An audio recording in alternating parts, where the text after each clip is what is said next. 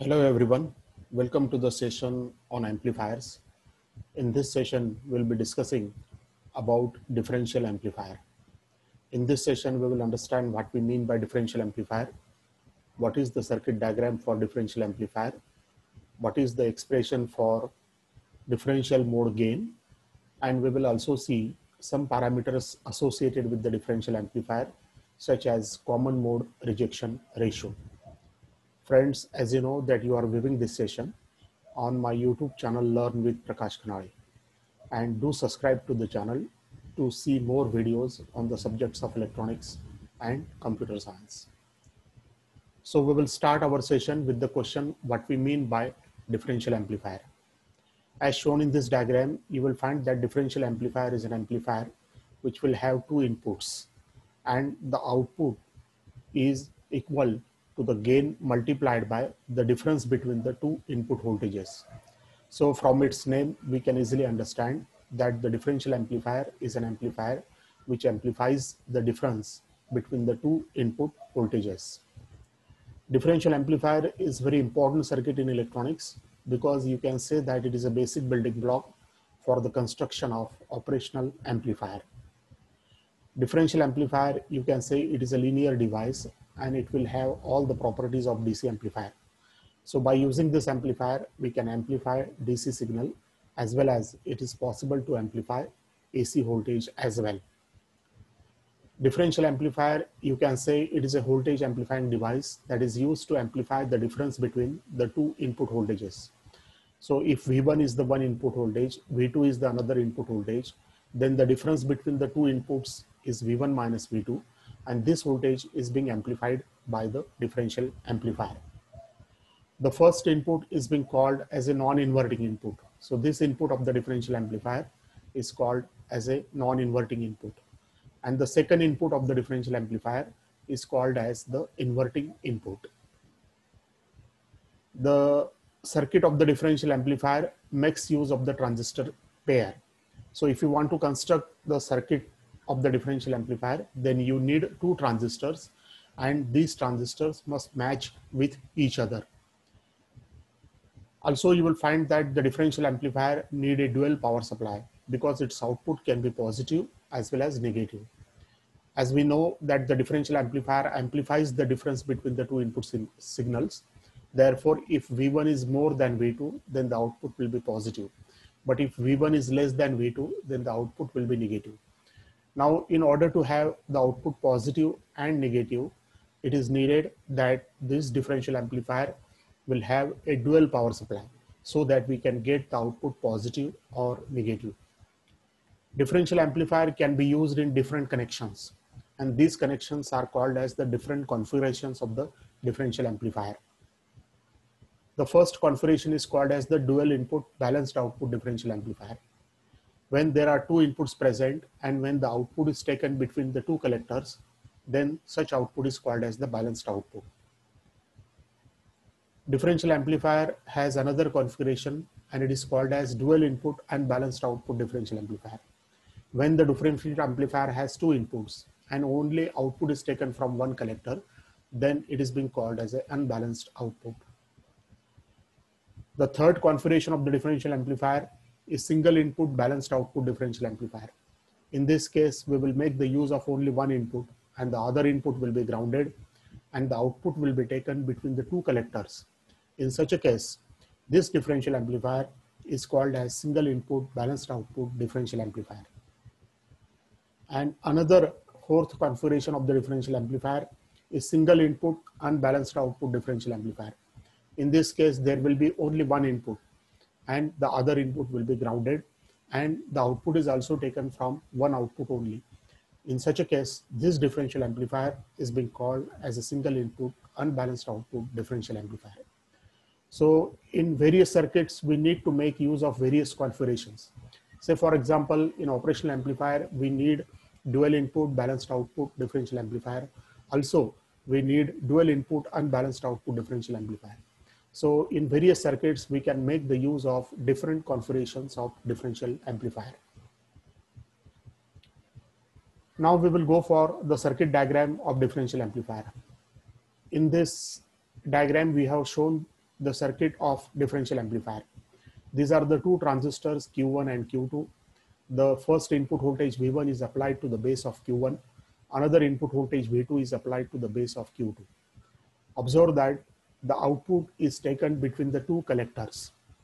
The emitters are connected together to emitter resistance RE, and the second terminal of RE is connected to the negative power supply minus VEE.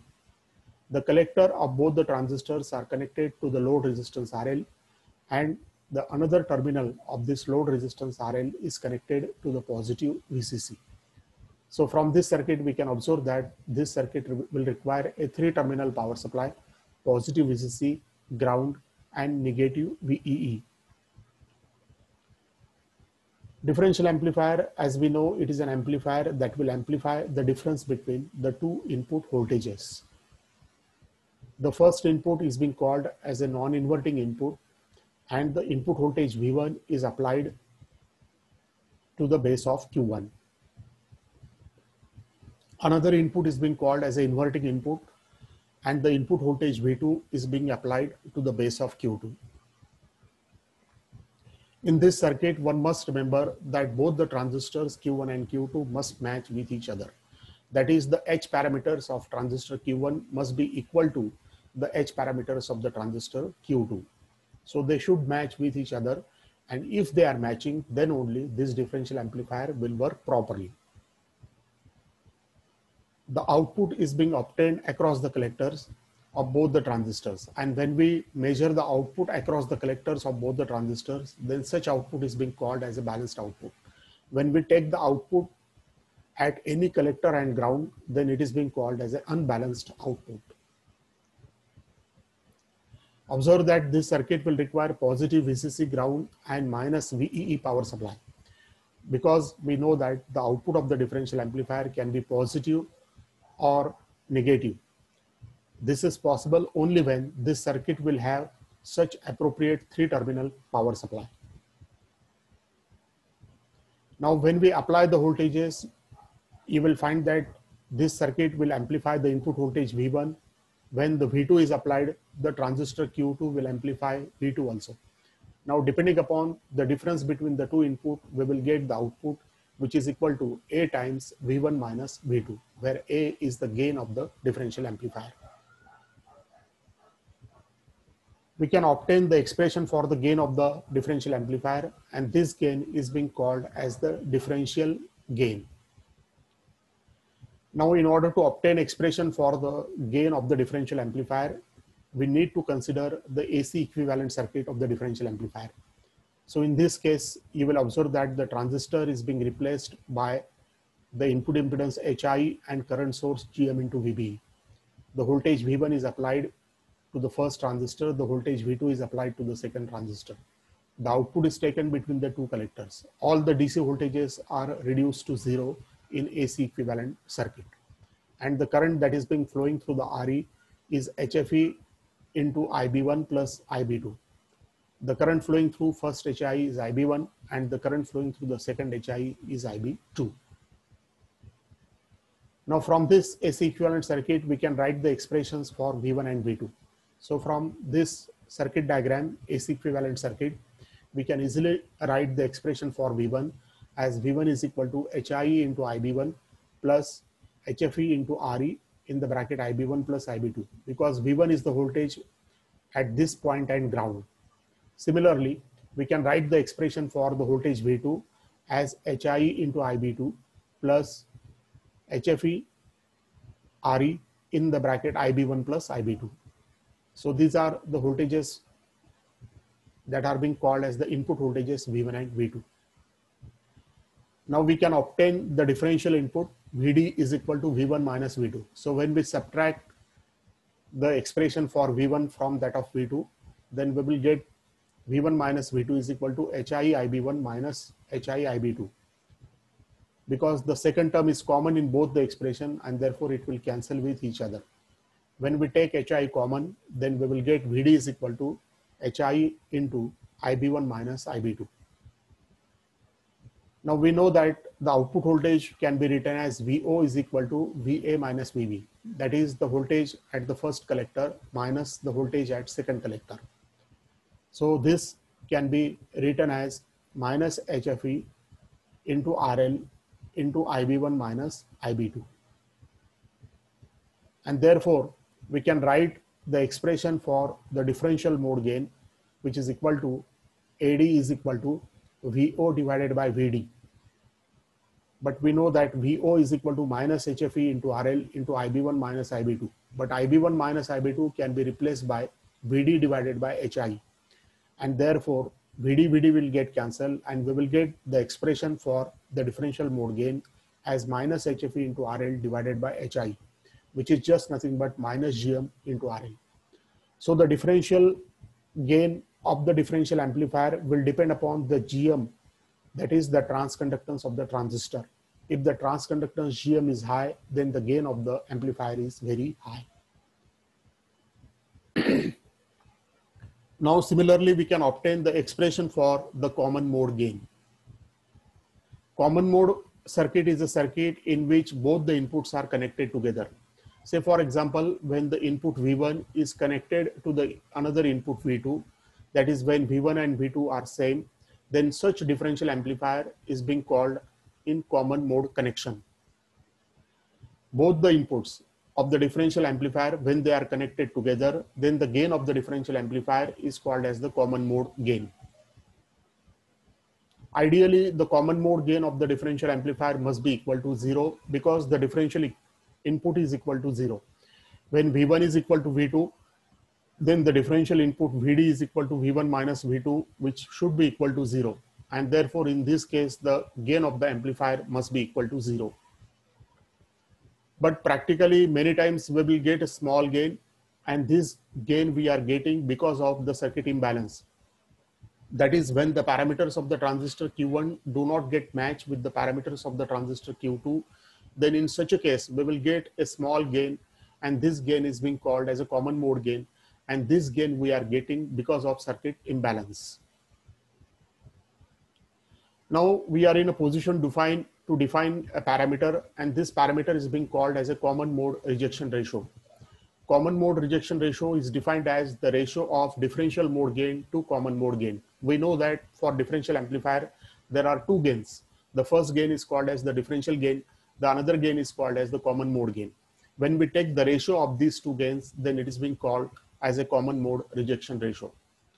So CMRR, common mode rejection ratio, is equal to AD divided by ACM, where AD is the differential mode gain and ACM is the common mode gain.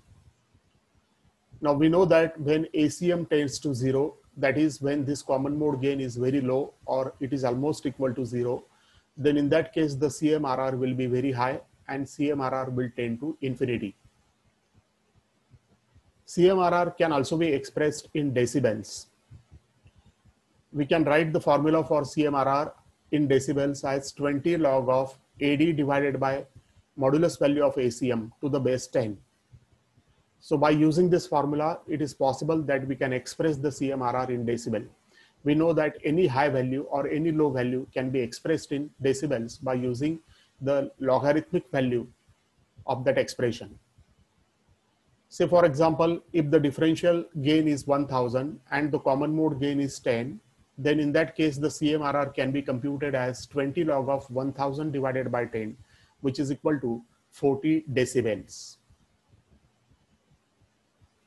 It is possible to improve the performance of the differential amplifier when we replace the emitter resistance RE by a constant current source. You will find that the CMRR of the differential amplifier will depend upon RE. And if you increase RE, then it is possible to make the CMRR very high. But RE cannot be increased beyond a certain limit, and therefore RE is replaced by a constant current source. And we know that the resistance between the terminals of the constant current source is almost very high. CMRR can be increased by increasing the emitter resistance RE. Practically, it is not possible for us to increase RE beyond a certain limit. And therefore we can replace the emitter resistance Re of the differential amplifier by a constant current source, because a constant current source means it has a very high resistance, and very high resistance means we can achieve a very high CMRR for the differential amplifier. By using another transistor Q3, suppose this is the transistor Q3 which is being placed in place of the emitter resistance Re. Here you will find that the base voltage of this transistor is fixed, and therefore it will offer a fixed collector current. And because of this fixed collector current, you will find that this transistor Q3 will work as a constant current source, and we can replace Re by this circuit. And when such is done, then in that case, you will observe that the quality of the differential amplifier will get improved. So you will get a better quality differential amplifier when the resistance Re is replaced by a constant current source. Thank you, friends, for viewing the session. Hopefully you have understood what we mean by the differential amplifier and the one of the most important parameter of differential amplifier called as the common mode rejection ratio. Thank you for viewing the session.